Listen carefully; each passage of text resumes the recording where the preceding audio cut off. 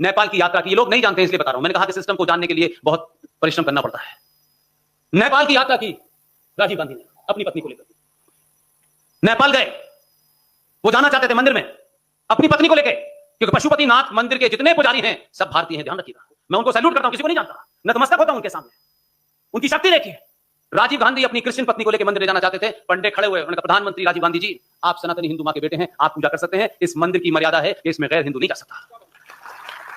ये उनका ताकत देखिए, उन्होंने जाने नहीं दिया गया। आप समझने की कोशिश कीजिए इसका कितना घोर परिणाम निकला है, देश को कम पता है। उनको जाने नहीं दिया। राजीव गांधी विंडिक्टिव हो गए, वहां के राजा से कहा, उस राजा के ये शब्द हैं कि भाई ये तो आप ही के देश के मंदिर के लोग हैं और हमारी सरकार इस मंदिर में कोई दखल नहीं दे सकती, जो नियम हजारों साल से बने हुए हैं वो उन पुजारियों से पूछिए। इतने विंडिक्टिव हुए, इतने विंडिक्टिव हुए। ये बात सार्वजनिक मंच से इसलिए कह रहा हूं कि आप कहने में कोई दुख नहीं है। समय की सरकार ने पूरे राजशाही का सफाया भारतीय रॉ से कराया और वहां की पूरी राजशाही को कत्लेआम किया। उसमें हम लोग शामिल थे, क्योंकि प्रधानमंत्री को बदला लेना था और फिर दोबारा नेपाल नहीं गए। लेकिन ये घटना हमको नहीं पता, पूरा राजशाही परिवार मार दिया गया और नाम दिया गया कि साहब लेफ्टिस्टों ने किया गया है। ये भी हुआ। लेकिन पशुपतिनाथ के मंदिर ये वो पुजारी, मैं धन्य मानता हूं कि उन्होंने प्रधानमंत्री के मुंह पे साफ साफ कहा कि आपकी क्रिश्चियन पत्नी है, ये नहीं जाएगी।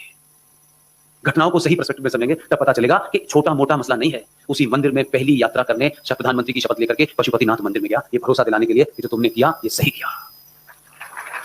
इसलिए छोटी छोटी चीजें जो हो रही हैं उन्हें आप नहीं देख पा रहे हैं, मैं देखता हूं। और मुझे लगता है कम से कम इस तरफ जाना तो शुरू किया।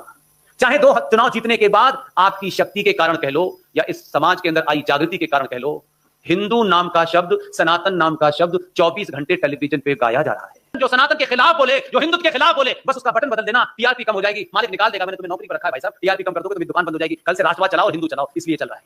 सारे टेलीविजनों को समझ में आ गया है कि हिंदू के खिलाफ अगर हम बोले तो हमारी दुकान बंद हो जाएगी, कि 5 रुपए का पैकेट और चूरन बिकना बंद हो जाएगा। तो भाई साहब बहुत लोगों के कपड़े उतर गए, बंधन में घूम रहे हैं जंतर मंतर पर, यूट्यूब चला रहे हैं, कोई पता नहीं किसी दिन यू और ट्यूब अलग अलग हो जाए तो बेरोजगार सड़कों पर हो जाएंगे। इसलिए इस शक्ति का दुरुपयोग मत कीजिए, इस शक्ति का फायदा उठाइए, ये बहुत दिन तक नहीं रहने वाली। इसलिए मैंने कहा कि भारत के 9 राज्य में आप हैं नहीं, बाकी राज्यों में बहुत बड़ी बुरी स्थिति है। सत्ता के भरोसे राष्ट्र नहीं चलता, पुलिस नहीं बचाएगी आपको, सेना नहीं बचाएगी आपको। ये कश्मीरी बहनियां बहन बैठी हुई हैं, जिस कश्मीर में कश्मीरी महिला के साथ रेप हो रहा था, बॉर्डर से कोई 100 किलोमीटर दूर नहीं हो रहा था, मेरा कैरियर शुरू का है, उस आर्मी वाले को पता था ये रेप हो रहा है, उसने अपनी बंदूक इधर नहीं की, उसके पास इसका मैंडेट नहीं है। वो जानता था कि मैं मार सकता था, लेकिन फिर कितने कोर्ट मार्शल होते वो नहीं मार पाया। इसलिए सेना पुलिस इस गलतफहमी से बाहर रखो कि ये आपको बचाने के लिए है। ये